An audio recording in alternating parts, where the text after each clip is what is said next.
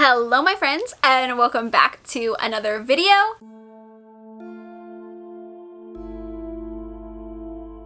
Today is going to be my July wrap-up. I have lots and lots to talk about. I read 24 books in July. I participated in Summerween. I held my own 48-hour readathon with my patrons. So I have lots to talk about. I'm going to start with ebooks first because otherwise I might forget about them and forget to include them. So we'll start with those and then we will get into the physical books that I read. So first up is Mr. Magic by Kirsten White. I had an arc of this from NetGalley. So this is about a 90s children's show that ended abruptly and no one can really find anything about it.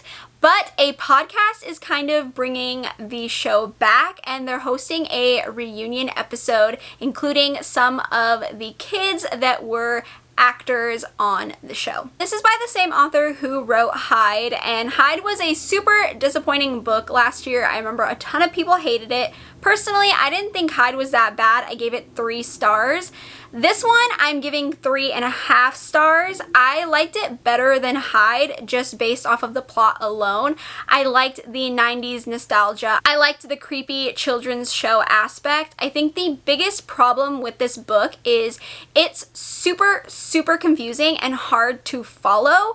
I was having trouble keeping track of what was going on, and then at the end there's an author's note where the author goes into detail about why they wrote this story and like what it's actually about. I completely understood what the author was trying to do and I actually really liked the message that they were trying to accomplish, but personally I think that it doesn't really match the story until it's explained to you, and for me that just didn't really work as well as I think it should have. So I did enjoy parts of this book, but I think overall it was just not what I wanted it to be. The next book was also a NetGalley arc, and it was Looking Glass Sound by Catriona Ward.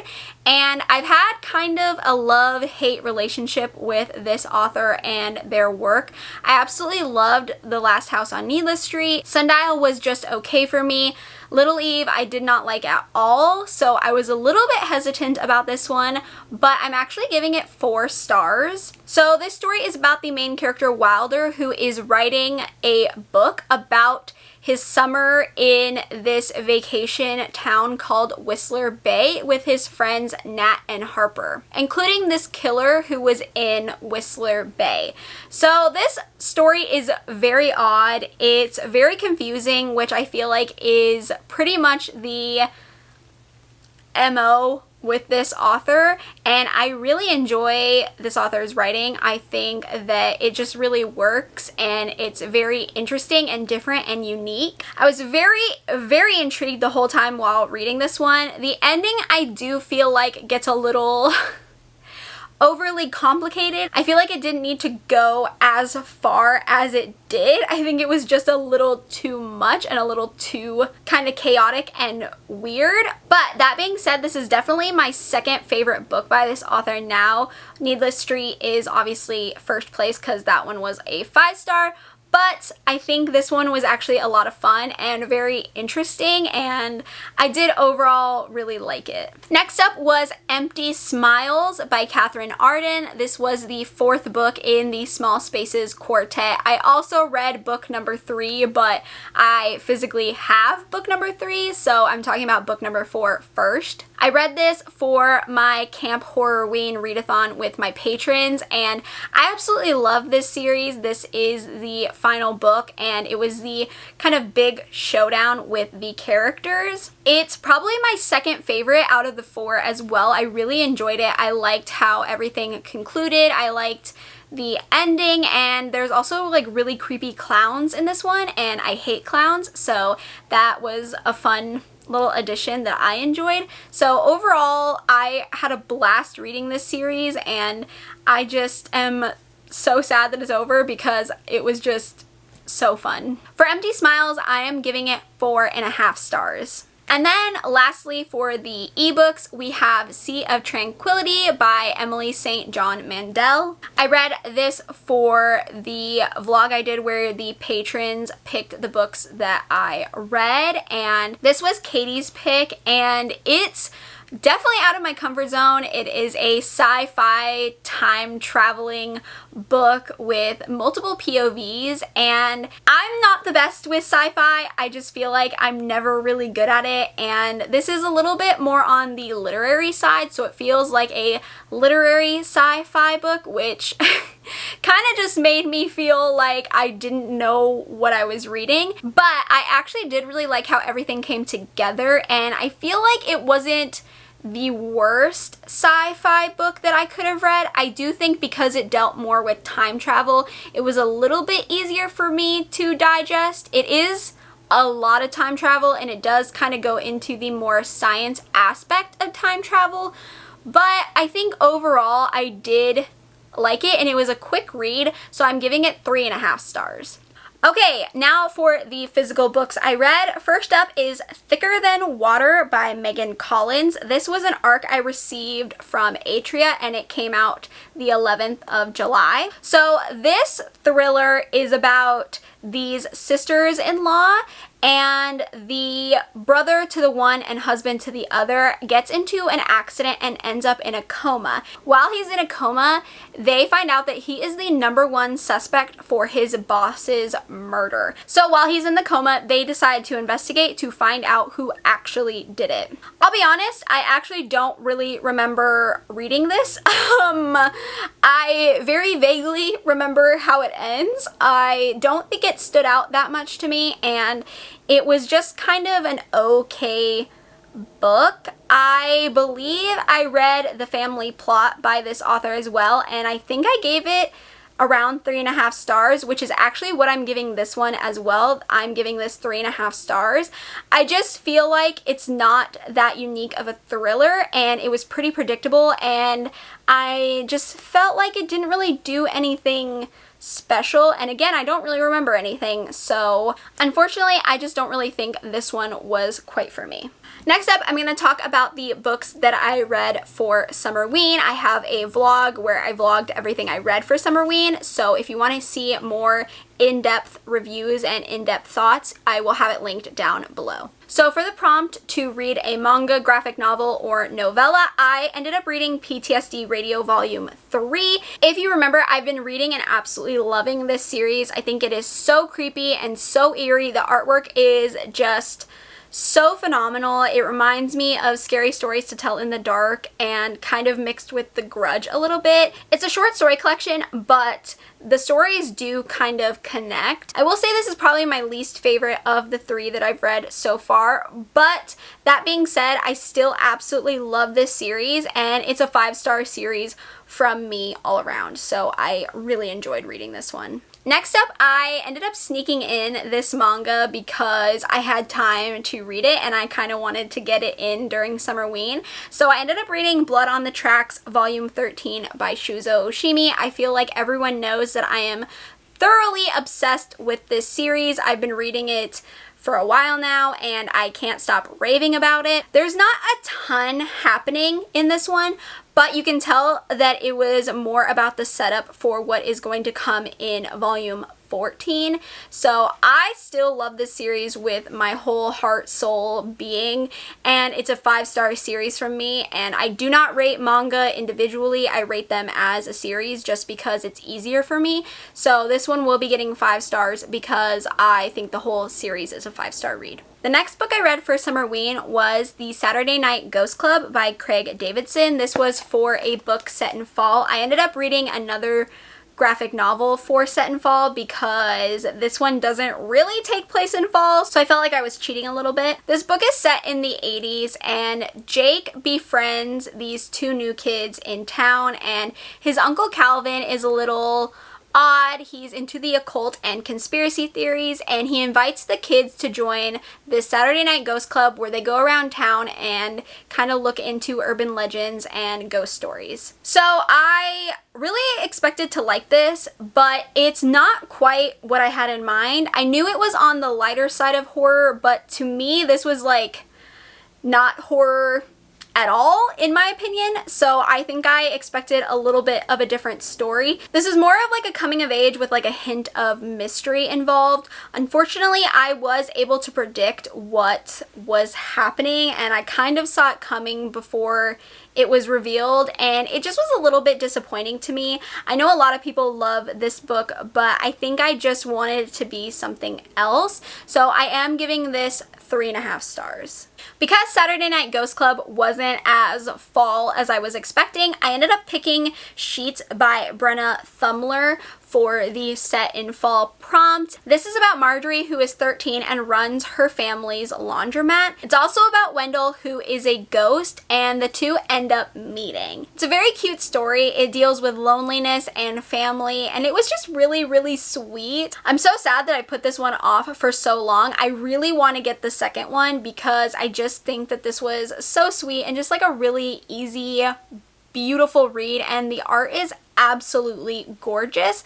I am torn between 4.5 stars and just giving it 5 because honestly I just really, really liked it. So I might give it 4.5 but just round it to 5 because I can't decide. For the read a thriller prompt, I ended up picking The Swell by Ali Reynolds, and this story is about the main character Kenna, who travels to Australia to meet her best friend Mickey's new fiance, and she ends up meeting their surfing group, who are very keen on keeping their surfing spot a secret. So I think a lot of you know that I absolutely loved Shiver by Ali Reynolds. It's one of my favorite wintry isolated thrillers of all time.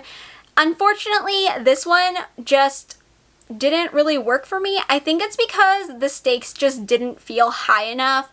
I feel like it's kind of a take on Lord of the Flies, and for me, I just wanted more from it. I wanted something different. I wanted there to be more thrilling aspects to it. I don't know if it's because this is a summery thriller, which I don't typically enjoy anyways, or if it was just a combination of things, but this one just wasn't very fun for me. It was just very predictable and kind of a chore to read, so I am giving this 3 stars. For the prompt of read a book with black or orange on the cover, I went with Venko by Sherry D. Moline, and I actually really enjoyed this book. This is about the main character named Lucky. She is taking care of her grandmother, and things aren't quite going perfectly for them, but then Lucky finds a little souvenir spoon with a witch carved onto it and the word Salem. This spoon leads her to Venko, which is a network of witches. I had an absolute blast reading this story. I think you all know that I really enjoy witchy books. This is my second book by Sherry D. Moline, and I just really love her writing. I really love her characters, and I just think it really works for me. I just really love the way this story unfolded, and I think that it was just a lot of fun. And I think if you're looking for a witchy story written by an Indigenous author, you would probably really enjoy this one. I think if you also enjoy books that focus on women and the powerful aspect about women, I think you would probably really enjoy this one like I did, and I am giving this 4.5 stars. And lastly, for the prompt about reading in the dark, I chose Whalefall by Daniel Kraus. This is an arc I received from Atria Books, and this is coming out August 8th, and holy guacamole, this was one of my favorite reads of the month and probably one of my favorite reads of the year. This is about a diver who accidentally gets swallowed by a sperm whale, and this book is so intense, and if you are afraid of the ocean, you'll probably love this because I felt so claustrophobic while reading this, and my anxiety was high. I was kind of freaking out, which is not usual for me. I feel like it does take a lot for me to be that on edge, especially now after I've read so many thrillers and horror books. So I just had an absolute blast while reading this book. I think it's probably one of my favorite thrillers I've read in such a long time, and the chapters are so short, which actually adds to the heightened anxiety and the heightened tension, just because you're constantly needing to keep on seeing what's going to happen next. And I highly recommend checking this one out because it was just such an entertaining and fun and exhilarating read. Of course, I'm giving this 5 stars. Next up are the books that I read for the rest of the vlog that I did where my patrons picked my books. So Kat's pick for me was Spy Family. I ended up reading volumes 1 through 4, and I know this series has kind of blown up here on BookTube, but I've been putting off reading it because I didn't really think it was going to be for me. The plot of this one is about this spy who ends up getting assigned this mission, and for this mission he needs a family. So he ends up adopting a little girl and he ends up getting a wife.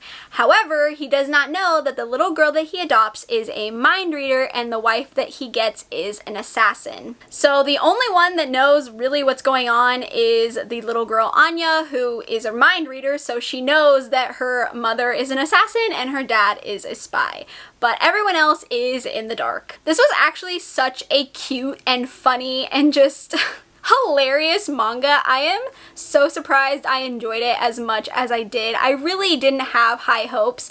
I know everyone's been talking about it, but like I said, I just felt like it wasn't really going to be for me. I thought it was going to be more heavy on the spy aspect. It is, but in a different kind of way than I expected. It's just really funny and cute and adorable, and I ended up buying the rest of the volumes because I'm so obsessed and I cannot wait to keep reading this.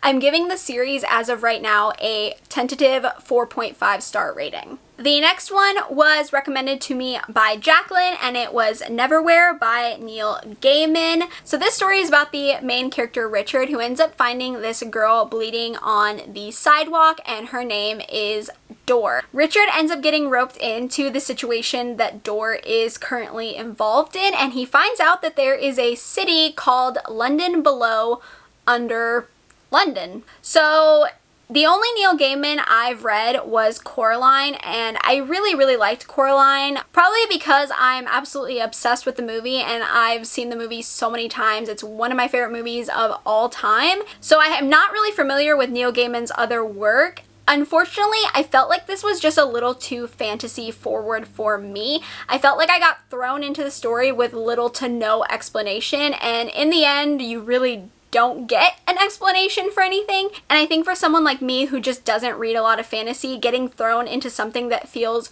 so heavily fantasy, it was just a little too much. Again, I think that's just a me problem though. So unfortunately, I didn't enjoy this one as much as I wanted to, and I'm going to give it 3 stars. The next book was Lizzie's pick, and that is Tear Me Apart by J.T. Ellison. This is a thriller that is about the main character Mindy, who is a competitive skier. When she competes in a race to qualify for the Olympic team, she ends up getting into an accident and breaking her leg. While the doctors are trying to fix her, they end up finding out that she has leukemia, and her only option seems to be a stem cell transplant. When her mom, dad, and aunt go to get tested for the stem cell transplant, she finds out that she's not related to any of them. So I kind of grew up watching shows like Switched at Birth and Finding Carter, and I just think the trope of finding out your parents aren't your biological parents is a very interesting one, and I've just always kind of been drawn to it. So I really liked the idea of this book. It is a very long thriller. It's a little too long in my opinion. It does read fairly fast though. I feel like the chapters are short enough to make it go by pretty quickly. I think my one complaint about this book is, to me, it's not really a thriller. It feels more like a suspense novel, because when you're reading it and you start to figure things out, it's pretty cut and dry. There's nothing else really to this story. There's no real twists, no real turns. It's just pretty much what it is. So I think the problem for me is that it was just too long and it felt drawn out because I already knew what the entire thing was, and I was just really waiting for all the other characters to catch up to what I already knew, and I was just waiting for everything to be out in the open. It does feel a little over the top at times, especially towards the end. It just feels a little you know, a little wild, but it was a fun read, and again, I love the trope that is involved in it, so I did have a really good time while reading this one, and I'm going to give it 4 stars. And lastly was Marie's pick, which was Wayward by Amelia Hart, and this is another witchy historical fiction type of story. In this book, you're following 3 perspectives and 3 different timelines. In 2019, you're following Kate, who is running from her abusive husband.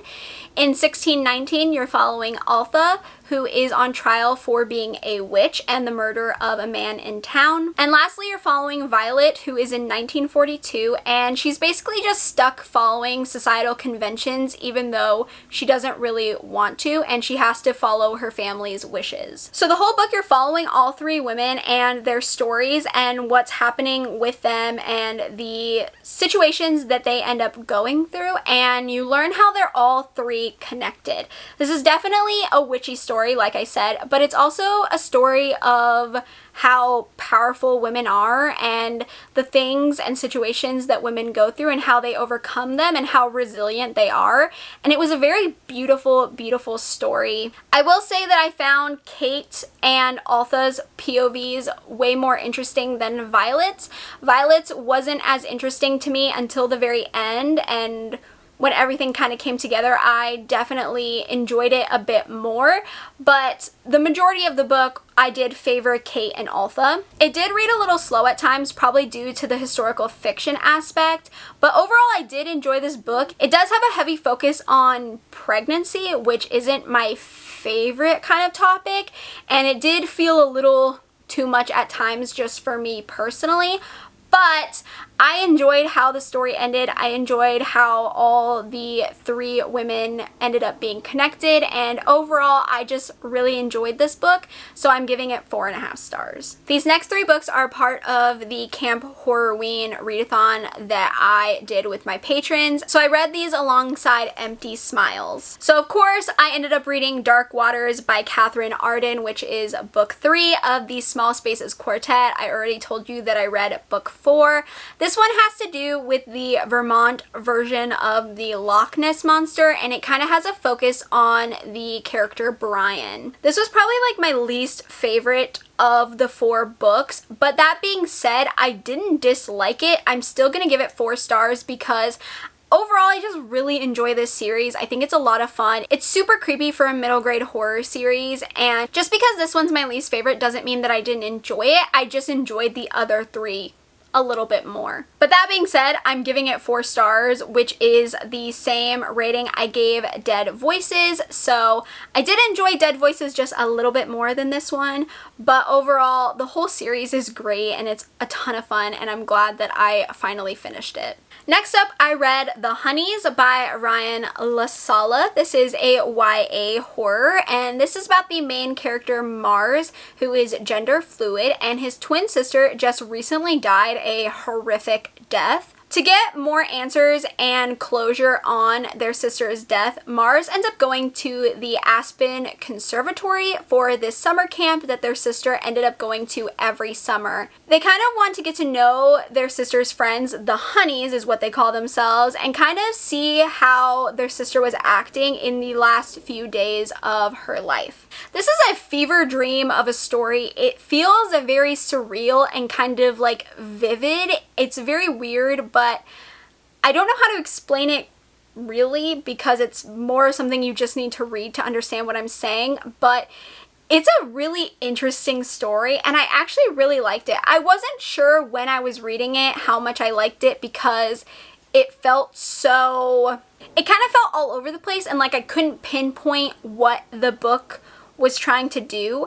However, I think the ending worked really well and I liked the ending a lot and I liked how things kind of came together. I do wish we got a little bit more answers in the end, and I wish there was a little bit more, I guess, history about certain things. I feel like we didn't really get any background information on certain things, and I think that would have added a lot to the story for me personally, but I had a lot of fun reading it. It was really easy and I just kind of got sucked in, and I loved Mars as a character. Mars was so fun and I enjoyed them so much. So I'm actually giving this 4 stars. The next and last book I read for the readathon was The Lake House by Sarah Beth Durst. This is a YA horror thriller and I've been seeing a lot of people talking about this one. I absolutely love the cover and I had really high hopes for this one. The plot of this book is about the main character Claire, who is a very anxious person. She kind of worries about the worst case scenario all the time, and her parents end up sending her to camp to try and clear her head and kind of just get her out of the house and hopefully help her get some peace of mind. So when Claire and 2 other girls are late arriving to the camp, they show up and find that the camp, or the lake house, is completely burnt to the ground and there is no one around. They end up getting stuck there and they kind of have to survive on their own. However, there is someone else waiting in the woods hunting them. This is a hard book for me because I had high hopes for it and I kind of expected it to be a slasher, and it has slasher elements, but it takes a very weird direction that I just wasn't the biggest fan of. I was actually super surprised because I thought this was going to be a thriller, and it definitely veers more into the horror thriller territory, which you would think would make me happy, but I think it was just a weird direction that I wasn't the biggest fan of.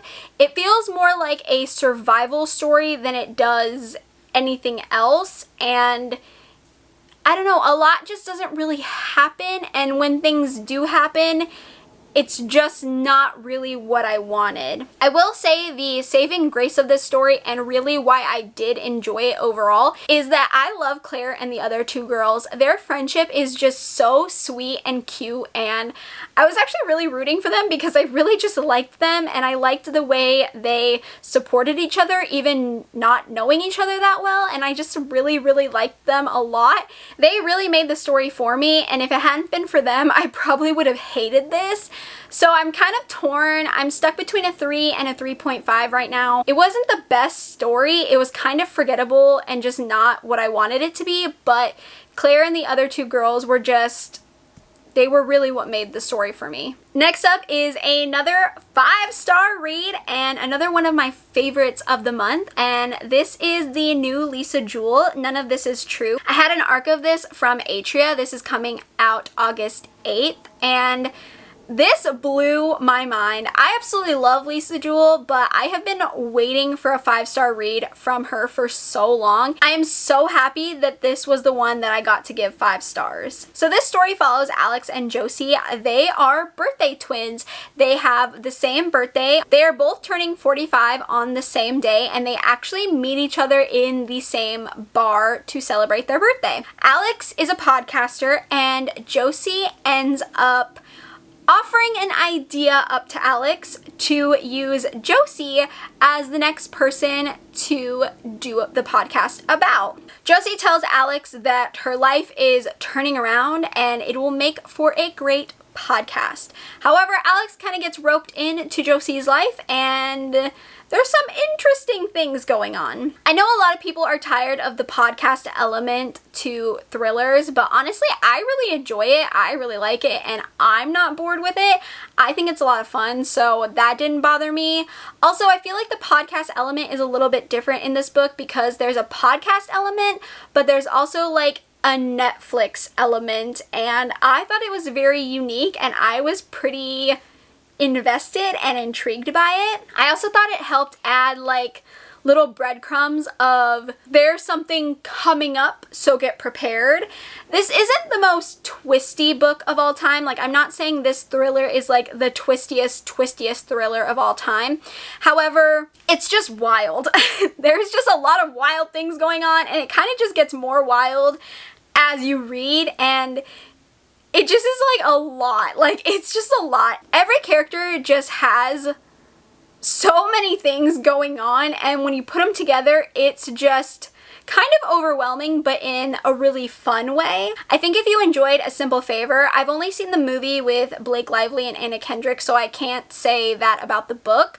But if you enjoyed that movie, I think you might enjoy this because it has kind of a similar vibe to it, and if you like those kinds of stories, I think you'll like this. The ending absolutely floored me. It was so insane. It was just like, it just kind of made me laugh, but in not like a funny way, but in like a, oh my god, I can't believe this is happening way. And it just feels like, just when you think things can't get more insane, they do. So I really enjoyed this one. I thought it was a lot of fun. If you enjoy Lisa Jewell, I think you would probably enjoy this book like I did. And the last book in this wrap-up is The Only One Left by Riley Sager. I know everyone is talking about this book right now, and I actually have a lot of mixed feelings about this story, which is not surprising because I feel like I always feel the opposite as everyone else does with Riley Sager. This story is a Lizzie Borden retelling. It is about the main character Kit, who is a caretaker, and she gets assigned to Lenora Hope, who was accused of killing her mother, her father, and her sister. There are things I really love about this book. I love the setting, I love the gothic atmosphere, I liked the pacing, I liked the characters. I was very intrigued the whole time. I actually think the Lizzie Borden retelling worked in its favor, which I was on the fence about. I wasn't that excited about it when I first heard about this book, but I actually liked it a lot more than I thought I was going to. There are a lot of twists in this book. I feel like Riley Sager kind of threw as many twists as he could at the very end of this book. A few of the twists I guessed pretty early on in the book, and they weren't that bad. I wasn't excited about them, but I wasn't mad about them.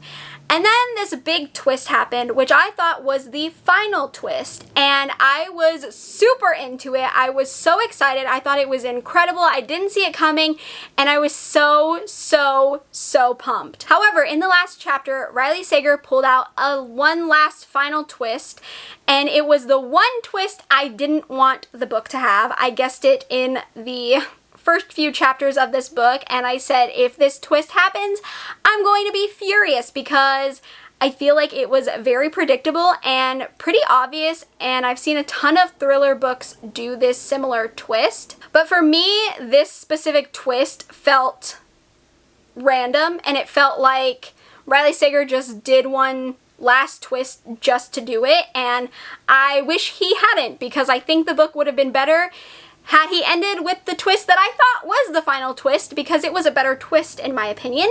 So I have mixed feelings about this book. I don't know what I'm giving it yet. I might give it a 3.5 and round up to a 4, because overall I did enjoy this book, and I feel like I give a lot of Riley Sager books 4 stars, so it wouldn't be that abnormal for me to just bump this up to a 4-star. But that last final twist, I'm very upset about it. I was not a happy camper. So I don't love this as much as everyone else does, but I did have a good time with it, and for the most part, I did enjoy it.